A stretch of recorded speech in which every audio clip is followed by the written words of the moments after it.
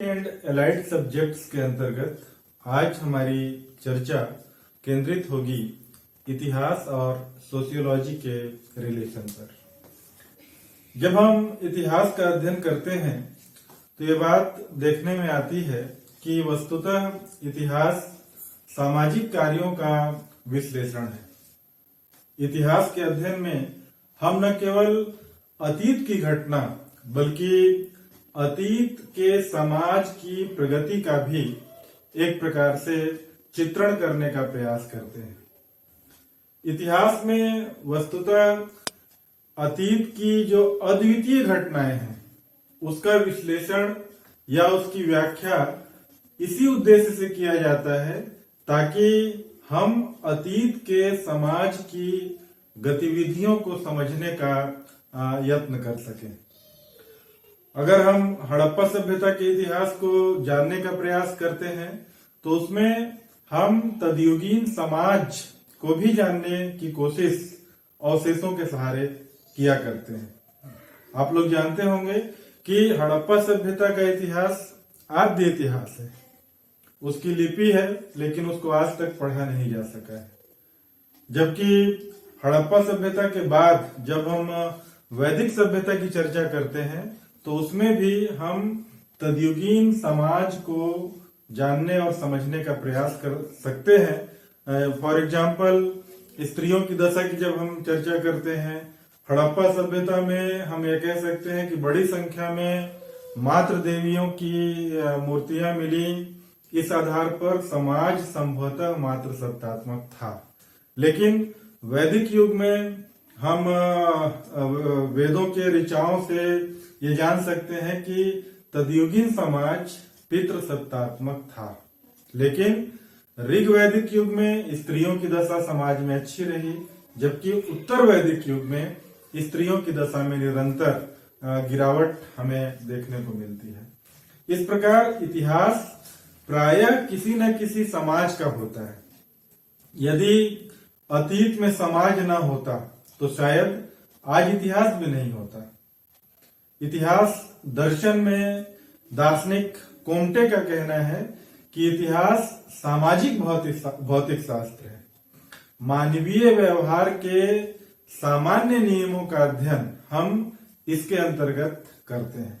दूसरी ओर जब हम टॉयनबी के विचारों को देखते हैं तो वे कहते हैं कि सामाजिक अणु तत्वों ने ही इतिहास का निर्माण किया है। यानी इतिहास जो विकसित हुआ है उसका कारण कोई व्यक्ति अथवा राष्ट्र नहीं रहा है बल्कि समाज ही रहे हैं। इसलिए हम समाज को इतिहास की आधारशिला निरूपित कर सकते हैं। राउज ने तो सामाजिक इतिहास को बहुत ही स्पेसिफिक, बहुत ही विशिष्ट माना है और रेनियर यह कहते हैं कि सामाजिक इतिहास आर्थिक इतिहास की पृष्ठभूमि और राजनीतिक इतिहास की कसौटी है। रेनियर के इस कथन का समर्थन ट्रेवेलियन भी करते हैं और वे कहते हैं कि सामाजिक इतिहास के अभाव में आर्थिक इतिहास मरुस्थल और राजनीतिक इतिहास अवर्णनीय हो जाता है, जिसका हम वर्णन नहीं कर सकते हैं। शेख अली का अभिमत है कि समाज शास्त्र का विकास सामाजिक इतिहास के परिवेश में हुआ है और सामाजिक विकास तथा परिवर्तन की गतियों का अध्ययन समाज शास्त्र के माध्यम से प्रारंभ हुआ है। इस तरह इतिहास और समाज शास्त्र एक दूसरे के पूरक हैं और इनके रिलेशन बेहद घनिष्ठ हैं। जी हॉवर्ड का मत था कि इतिहास अतीत का समाज है और समाज शास्त्र वर्तमान का इतिहास है। और इनके इस कथन को जब हम कसौटी पे कसने का प्रयास करते हैं तो हम पाते हैं कि इनका कथन वस्तुतः बिल्कुल सही है। और आज इतिहास में जो सोशल हिस्ट्री के ब्रांच का अध्ययन होता है, सामाजिक इतिहास का अध्ययन होता है, उसमें समाज के विभिन्न पहलुओं की विशेष रूप से चर्चा की जाती है और इसका अध्ययन इतिहास में अपने आप में बहुत ही रोचक और पसंद किया जाता है। साथ ही साथ जो सोशल चेंजेस हैं, सामाजिक परिवर्तन हैं, वो बहुत ही मंद गति से होते हैं।